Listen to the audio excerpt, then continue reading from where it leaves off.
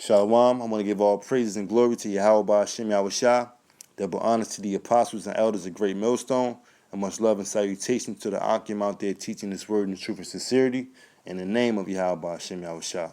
I want to get into a quick article on foster care, but before I do that, I want to give you a brief story. My was interested in getting foster kids a couple years back, and due to the fact that I was the head of the household, they had said that I had to come to a class. It was actually, I think, like four of them shits, like four classes.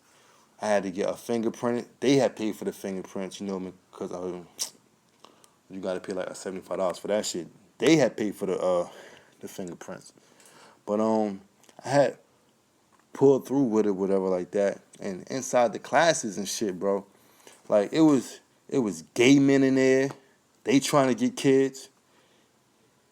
Gay lesbian couples, they trying to get kids. You know what I mean? Like the whole shit was wicked as hell, And like they had asked us like bullshit questions like, why do you want to be a foster parent or whatever like that, I'm thinking more so like spiritual, I was like fresh in the knowledge or whatever like that. I'm like, like I didn't actually tell them that, but I'm like, because I really feel like, a kid don't really have a choice of who be his the parents or whatever like that. I said like some bullshit, you know what I mean? But really my main point or purpose was sincere. But that whole industry, man, this shit is wicked as hell, man. From the outside looking in, foster care might seem like it provides the temporary loving, nurturing home for the kids that was taken out of their home due to them being abused. But you like being inside the foster care shit, man, don't even do it, man. The whole shit is wicked, man. Like the head honchos that sit in the hot seat, man. They ain't no heroes at all, man. Like they all in it for the money, The whole industry, man. Like they kids kids is nothing but a commodity, man. For the doctors, the lawyers, the judges, the advocates, the social workers, they all profit off of kids, And it only exists by taking your children. The kids, they grow outside their families. They develop mental problems. Like, they don't know who to trust, how to take care of themselves. They don't even know, like, what real love feel like, And, like, most of them, they end up getting mental problems from the time that they get taken out of their homes, man. Most of the time, like, about, like, 90% of the time, the kids, they end up worse than what they were at their homes, And like back in 2014, it was estimated over 415,000 children was in foster care. That was then. It's actually a way more now. And out of the 400,000, they had said it's about 50% of them that have mental illnesses. And most of the mental illnesses, they get misdiagnosed. Because kids, like, they brain get all like fucked up. They feel depressed. So all these devils do is they just give them some medication. Once you're on the medication, they hit it one time, it's a wrap, man. It's a wrap. And like, say if you was to take in a foster child, right? There was nothing wrong with that kid. You would get an estimated like about 17 hours a day. But if you had a kid that was taking medication or that was so-called mentally ill, a little problem, any kind of medication that the kid take, you can get up to $1,000 a day. So a kid that's perfectly fine, you'll get 17 hours a day. But a kid that's taking any medication, you'll get $1,000 a day.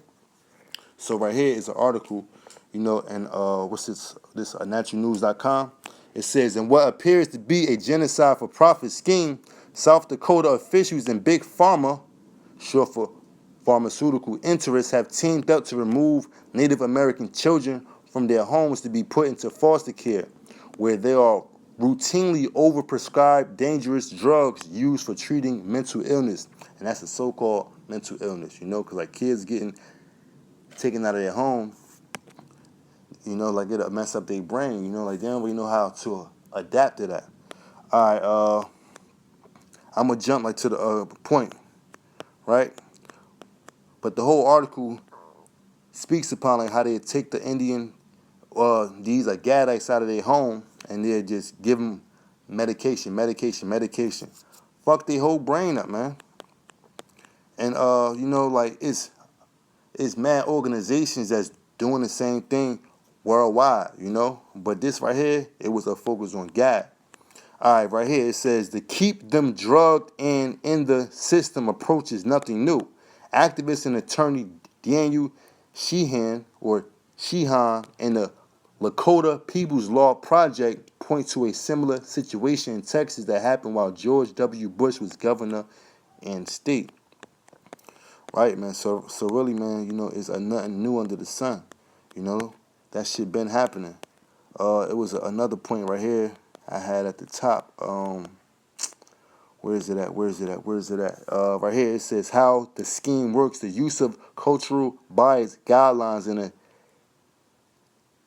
determining mental health status allows the agency to circumvent Indian Child Welfare Act rules designed to keep these children from ending up in non-native foster homes while generating millions of dollars for the pharmaceutical industry, right, man? So they'll probably, like go along like with the rule of keeping an Indian child with an Indian family, but they still giving them drugs. That's the main point. They still trying to give them drugs. You already know like what drugs do to the body. It messes your body up and your brain up. But I have found this good point that was right here.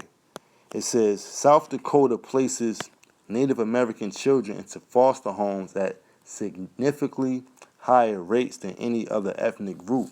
And when I heard that right there, I said, damn, God is definitely in the curses, Because every time I heard about diapers and things like that, I had always had visualized Judah being inside there, or like the Latin tribes. But I had never thought about Gad, But right here it says South Dakota places Native American children into foster homes at significantly higher rates than any other ethnic group, So Gad does fit that curse in the book of Deuteronomy chapter 28. Let me grab it real quick. It says, thou shalt beget sons and daughters, but thou shalt not enjoy them, for they shall go into captivity. And right, man, so you will have kids or whatever like that, and you try to discipline them, your kid is liable to get taken away from you, Or just, like living in poverty, man, They are liable to take your kid because you don't meet the standards of their standards. Your kids can get taken from you, And this one girl, I forgot her name though, but she had did the article that I had read, and she was 18 years old, and at the age of 18, man, she said that she lived with about over 35 different families. She had got her name changed 4 different times, man. And throughout 18 years, man, she got raped 3 times in foster care. So the kids end up way more fucked up than what they would have been, But that whole foster care thing, man, is really nothing but modern day slavery, man. And with that, I want to give all praise and glory to Yahweh by Hashem Yahushua, double honor to the apostles and the elders of Great Millstone. Much love and salutation to you, Akim, out there teaching this word in truth and sincerity.